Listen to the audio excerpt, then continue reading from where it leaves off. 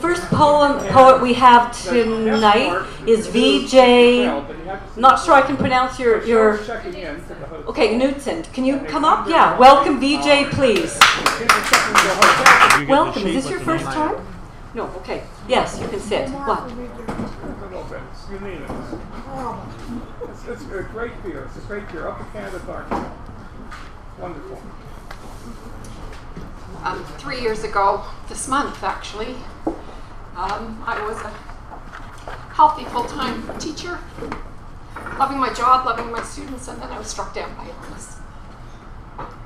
I was I've been confined to a room for most of that, and the doctor said, you can't, no stimulants, no TV. I couldn't read because it affects my brain. If you listen to music, no lyrics, and keep your conversations to a minimum. But if you write, you might be able to do that. And thus a poet was born. You don't sleep very well with this disease, so I spent lots of nights thinking. And I started to think about a book I had read and studied university, a short story really called The Yellow Wallpaper. Is anybody familiar with it? Great story. Yeah. Charlotte Perkins Gilman. This is called Dear Charlotte Perkins Gilman, because if you've read the story, you know she had a similar experience.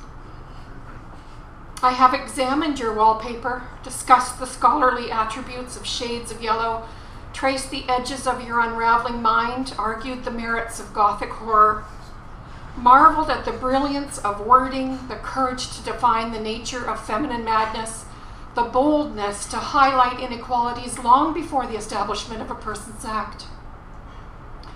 Forgive me, but I need to set aside this keyboard for a moment, for I tire easily. I'm suffering from an exhaustion that is systemic and calls for elimination of all stimulus in favor of rest. You see, I share your sentence of confinement, isolated to a room with windows, my mind wandering to ancestral gardens, contemplating shadows and movement, cognizant of underlying forces creeping.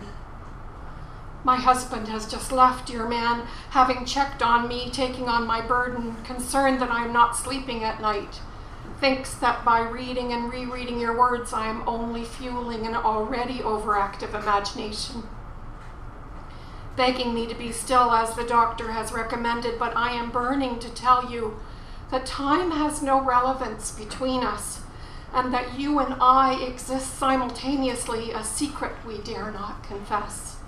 How correct your impulse that there was more than one woman, that we were many, barred by the designs of society, papered over by irrational, outdated shades of yellow, lacking symmetry or sensibility, suffocating our creativity, tortuously contorted ourselves to be seen, accepted.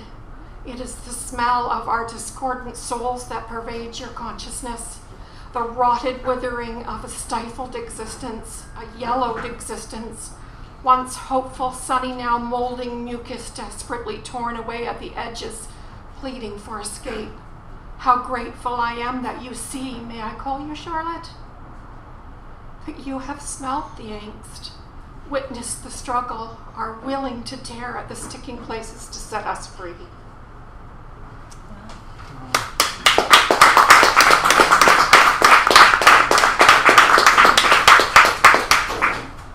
Stan shared this week on Facebook that his sister has the same disease. So I brought this for your sister. It's called Maybe. Maybe I just needed a new perspective. Like the archetypal hanged man of tarot, committed to some deep internal need, willed a horizontal shift, landed with intent. Maybe it is not my legs that are disabled, but a soul longing to escape the continual discord of perpetual motion, a never-ending to-do list of the success-driven persona. Maybe there is a greater purpose for being that is not encompassed by outer drive, a mysterious meaning that is revealed only in the quiet stillness in which I now dwell. Maybe I have been called to a personal pilgrimage, a camino of sorts, a crusade of spirit designed to cleanse and enlighten. The journey is certainly arduous enough. Maybe it is through acceptance, finally having released a need to control, to move, to achieve, to accomplish, that I am able to embrace the true lessons of suffering. Maybe this cocooning is an act of grace, demanding surrender before the actual transformation occurs, and I will emerge legless or not, winged and ready to soar. Maybe, just maybe, this stripped down, barren existence is not a penance for shameful living, but a desert crossing offering realignment, hard-fought peace. Thank you.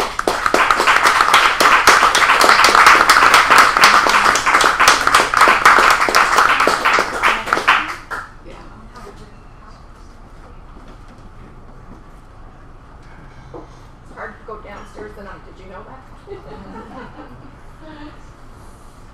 Thank you, Vijay. That was very, very powerful.